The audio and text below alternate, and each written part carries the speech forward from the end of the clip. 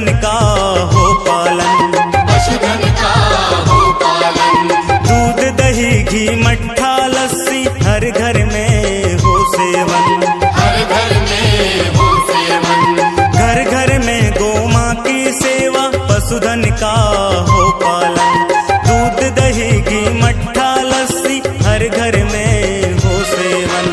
स्वच्छ रहेंगे स्वस्थ रहेंगे भाव जगाना है, स्वच्छ रहेंगे स्वस्थ रहेंगे भाव जगाना है।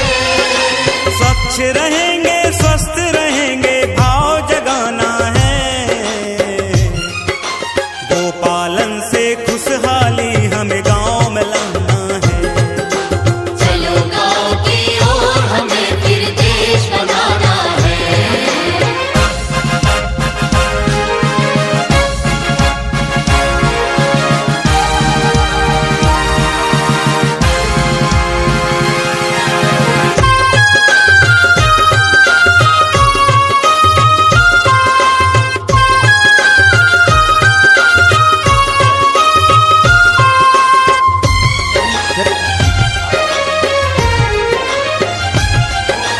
गांव में होगी जैविक खेती, जमी के नीचे पानी, जमी के नीचे पानी।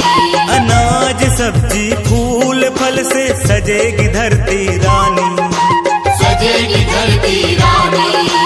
गांव में होगी जैविक खेती, जमी के नीचे पानी, अनाज सब्जी फूल फल से सजेगी धरती रानी। स्नेह और सहकारिता का भाव जगाना है, स्नेह और सहकारिता का भाव जगाना है। स्नेह और सहकारिता का भाव जगाना है।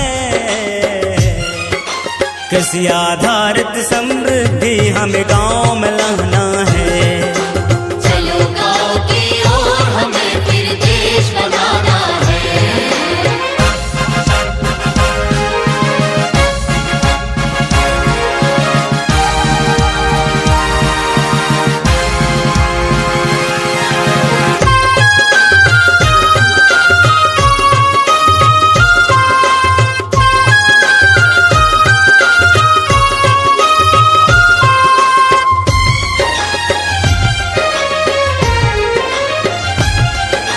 ग्राम नगर वन के वासी सब भारत की संतान हैं, भारत की संतान है। ऊंच नीच का भेद भुलाकर करते सब मिल काम है, करते सब मिल काम है। ग्राम नगर वन के वासी सब भारत की संतान हैं, ऊंच नीच का भेद भुलाकर करते सब मिल काम है।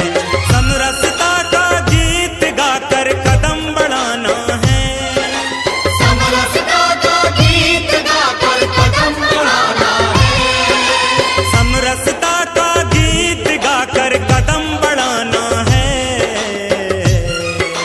भारत माँ का अब फिर से हमें मान बढ़ाना